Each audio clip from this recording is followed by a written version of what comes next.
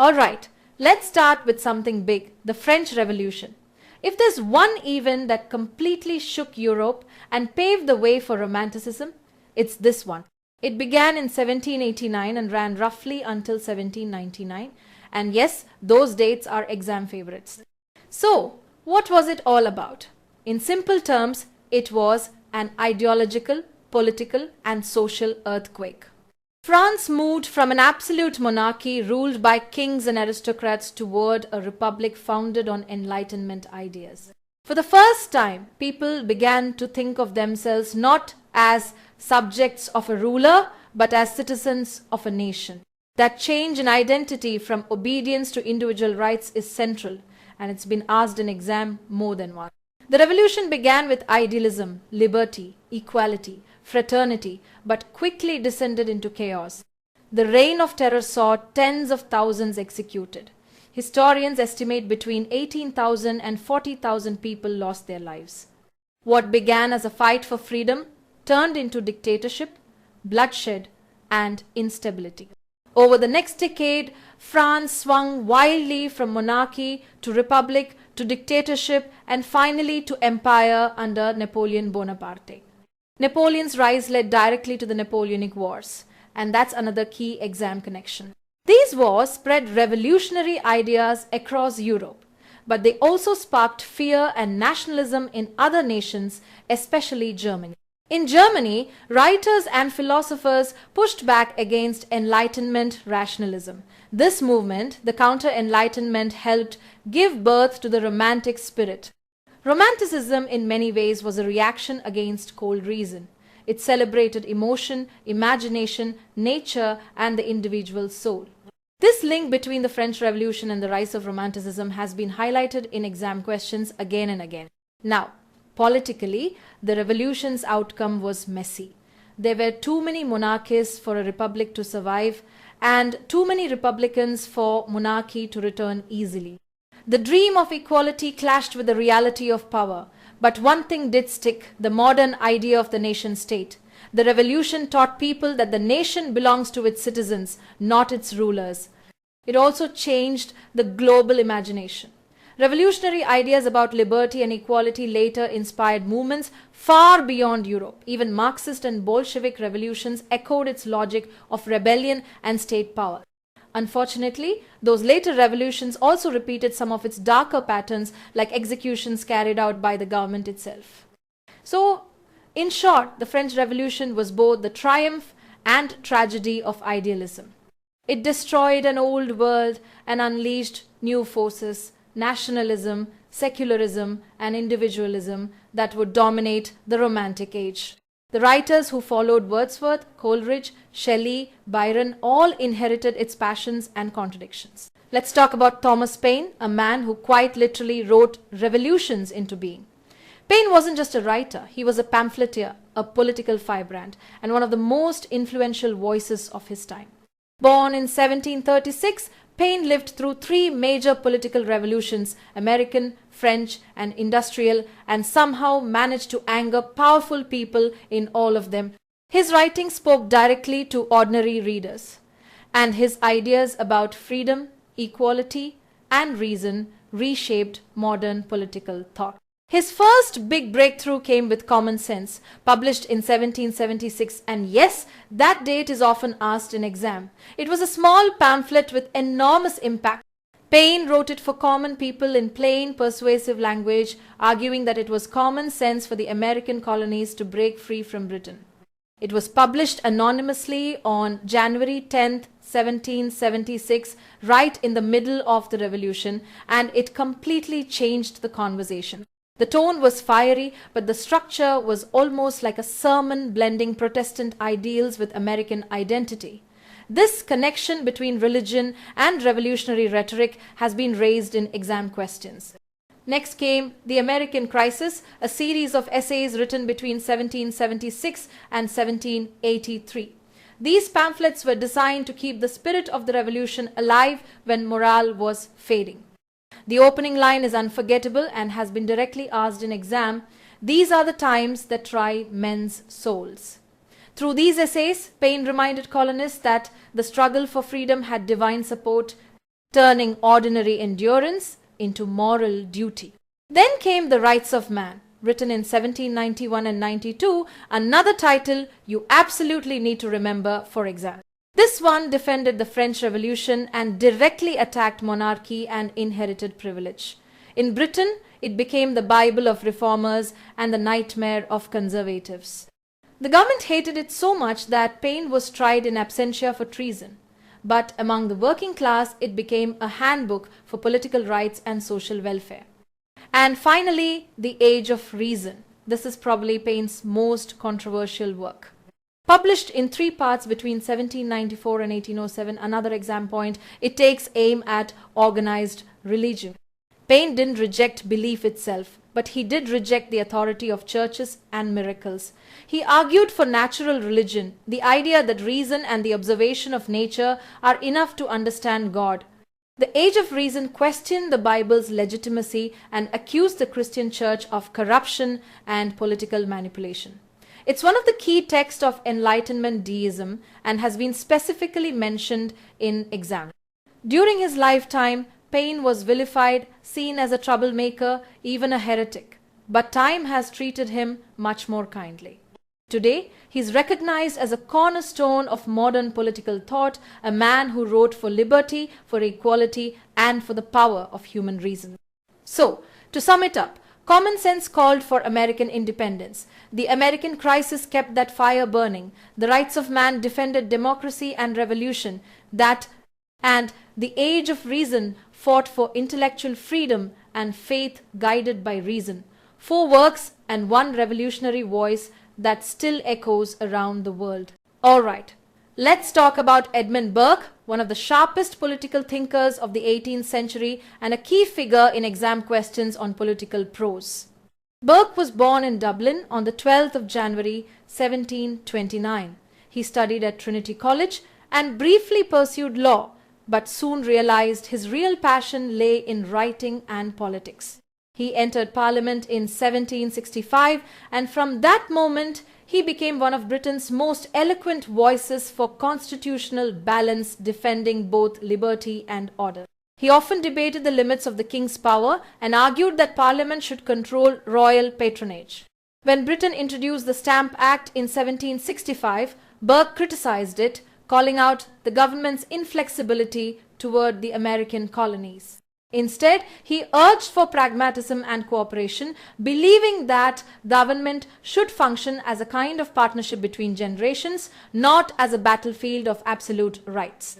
That belief-balancing reform with tradition is what later defined him as the father of modern British conservatism. He also showed great interest in India. Concerned by corruption under the East India Company, he proposed reforms and even initiated impeachment proceedings against Warren Hastings, the Governor-General of Bengal. Though the trial dragged on for years, it cemented Burke's image as a champion of justice. Now, before his famous political essays, Burke had already shown his wit in a lesser-known but exam-important satire, A Vindication of Natural Society, published in 1756. The full title and year have been directly asked in exam. This work was written as a parody of Lord Bolingbroke's deistic philosophy. Burke took Bolingbroke's logic, which attacked organized religion, and cleverly applied it to civil government itself. The result, a mock argument that society and government were corrupt by nature. The joke, though, was so convincing that some readers thought Burke was serious. He had to clarify in the 1757 edition that it was satire.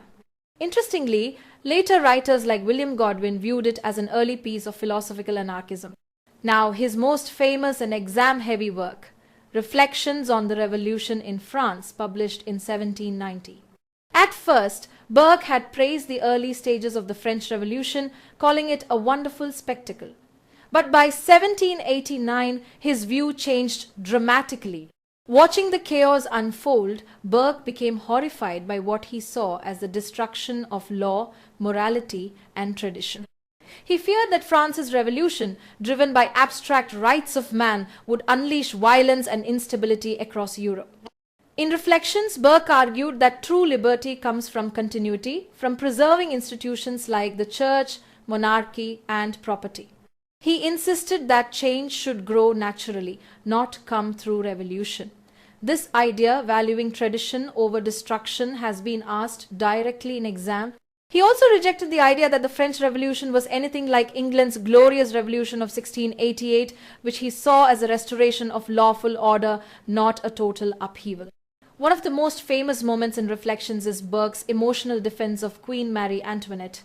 He described her as a vision of grace and innocence, glittering like the morning star. Thomas Paine later mocked this sentiment in The Rights of Man, calling out Burke's aristocratic sympathy. This exchange, Burke versus Paine, is a classic exam topic, so definitely remember it. Burke retired from Parliament in 1794, broken by personal grief after his son's death. He continued to write until his own death in 1797, defending the values of order, faith, and continuity. So, to sum it up, A Vindication of Natural Society shows Burke the satirist playing with ideas of reason and anarchy. Reflections on the Revolution in France shows Burke, the conservative thinker, defending tradition against chaos. Together, they mark him as the voice of political balance in an age of extremes. Alright, let's talk about Mary Wollstonecraft, one of the boldest voices of the 18th century and someone every literature student should know.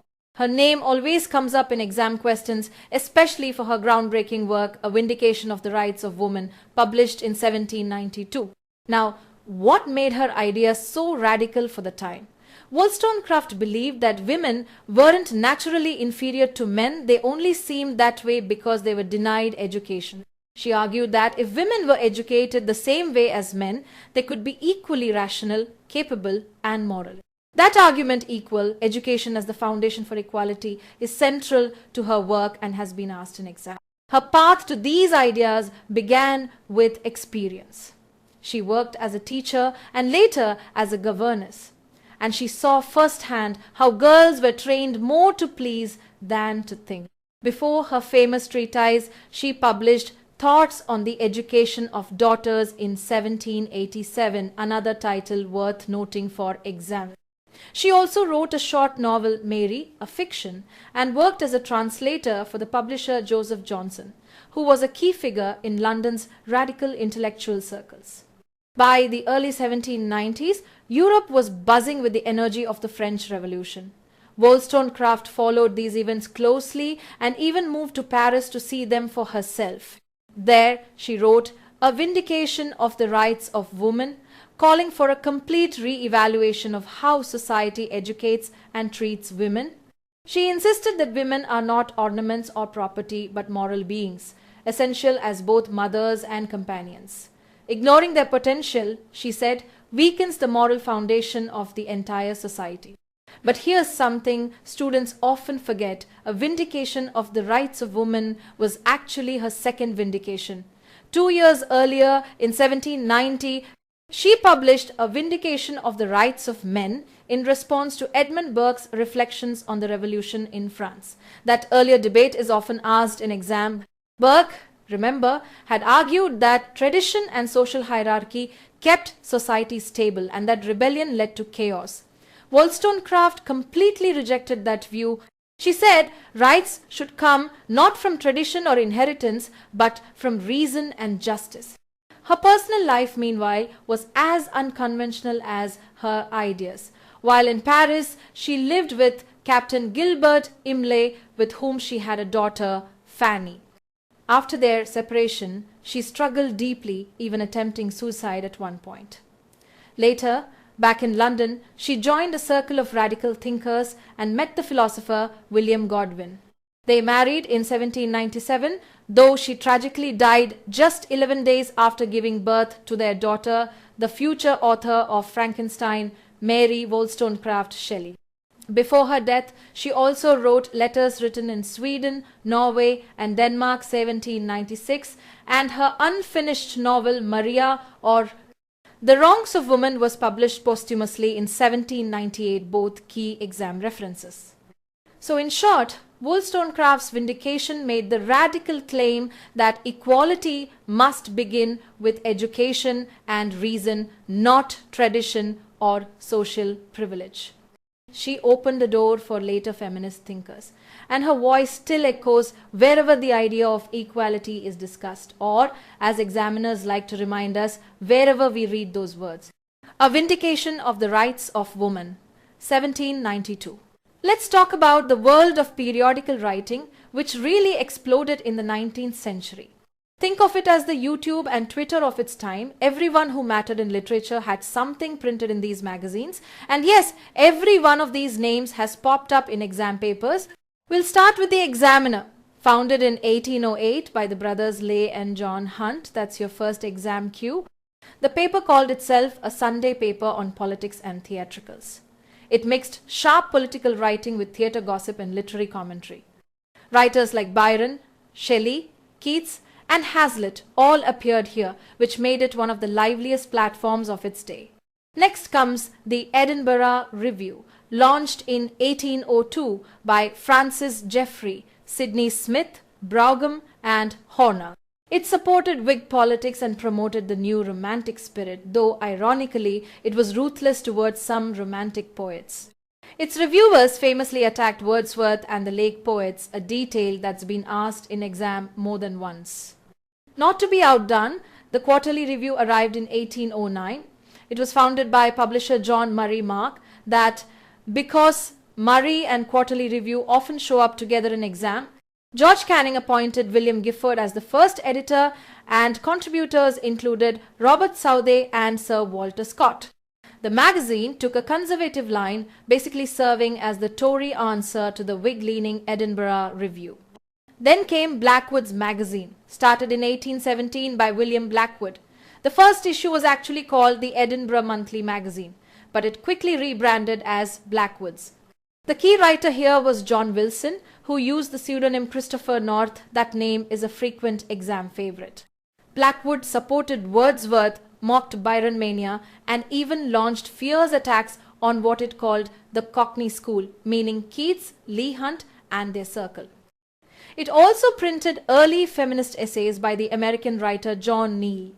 Now, the London Magazine, and here's the tricky part, it actually dates back to 1732, but the version that matters to us was revived in 1820 by Baldwin, Cradock, and Joy, with John Scott as editor. Scott's name and this date are both exam tested. The magazine published poems by Wordsworth, Shelley, Clare, and Keats. It also ran Thomas de Quincey's Confessions of an English Opium Eater in 1821. That same year, a feud with Blackwood's led to tragedy. Scott was killed in a duel with J. H. Christie. After that, John Taylor took over as editor and began publishing Charles Lamb's Essays of Elia, another huge exam pointer. And finally, we have the Westminster Review, founded in 1824 as the voice of the philosophical radicals, think Benthamites and Reformers. It was driven by James Mill and later acquired by John Chapman in 1851. At that point, the young and then unknown Mary Ann Evans, better known as George Eliot, gathered together a brilliant circle of writers, including Francis Newman, Harriet Martineau, and Herbert Spencer. John Stuart Mill and Thomas Huxley also joined the group, making it a hub for free thought and scientific reform. Almost every one of those names has turned up in exam questions. So, to keep it simple, the Examiner, Leigh Hunt and Politics. Edinburgh Review, Whig Ideas and Criticism of Wordsworth. Quarterly Review, Tory Response, founded by John Murray. Blackwood's Magazine, Satire, Christopher North, and attacks on the Cockney School. The London Magazine, Lamb's Essays of Elia and De Quincey's Confessions. The Westminster Review, Radical Reformers, led by George Eliot's circle. All of these shaped the literary conversation of their time, and together they built the periodical culture that defined English literature in the 19th century.